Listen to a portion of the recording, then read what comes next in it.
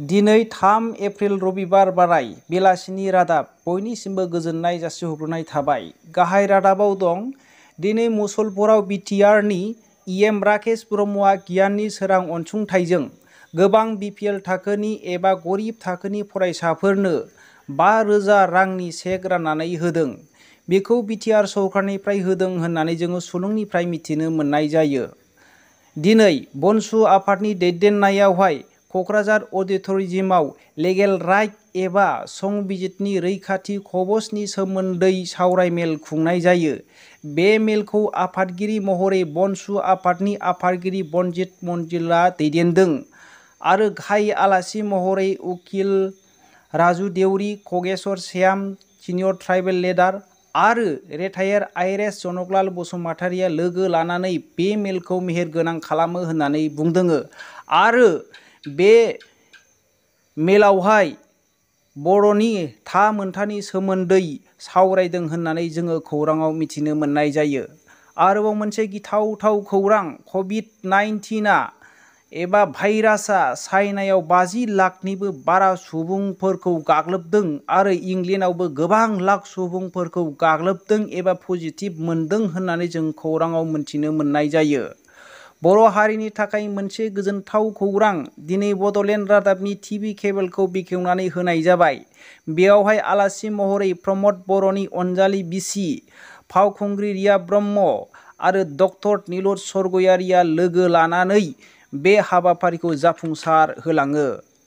दिनै 11 रिंगानिफ्राय क'क्राझार बड'फा कमप्लेक्सआव गेवलां मेल खुंनाय जायो बिटिआर सरकारा।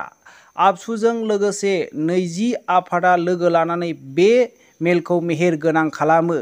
बे आफादखौ आफादगिरि महरै सिएम प्रमद बर'आनो दैदेनदों। बेवहाय बिटिआर सरकारखौ माबोरै जौगाहोनांगौ बिनि सोमोन्दै गोथौयै सावरायनाय जायो। पाकिस्ताननि एक्स पिएम नवाज शरीफखौ दिनै लन्दनाव पिएम इमरान खानआ गाग्लोबहोदों होननानै जोङो खौरां मोननाय जादों। बिनिखायनो नवाज शरीफनि बिसाजोआ इमरान खानखौ एरेस्ट खालामहोनांगौ होननानै खौरांनि गेजेरजों दाबि दैखांदों। मानोना दायो गोबां पाब्लिकफोर आरो हाउसआ इमरान खानखौ पिएमनिफ्राय बोख्लायनो सावरायगासिनो दङ आरो नवाज शरीफनि फंबाय शाहबाज शरीफखौ पिएम खालामनो दाबि दैखांगासिनो दङ। आरो मोनसे दुखुनांथाव बाथ्रा, उरिष्यानि नयागढ़ ओनसोलाव 15 बोसोरनि सासे हिनजावसा गथ'खौ लांखोमानानै सासे 20 बोसोरनि सेंग्राया दान मोनथाम गोबां बार रेप खालामहैदों होननानै जोङो मिथिनो मोननाय जायो। उनाव पुलिस केस होनायनि बे 15 बोसोरनि हिनजावसाखौ हौवानि न'खरनि मानसिफोरा लांनानै खुन्थियायावहाय दोखो दोखो बुग्लिहैदों होननानै जों मिथिनो मोननाय जादों।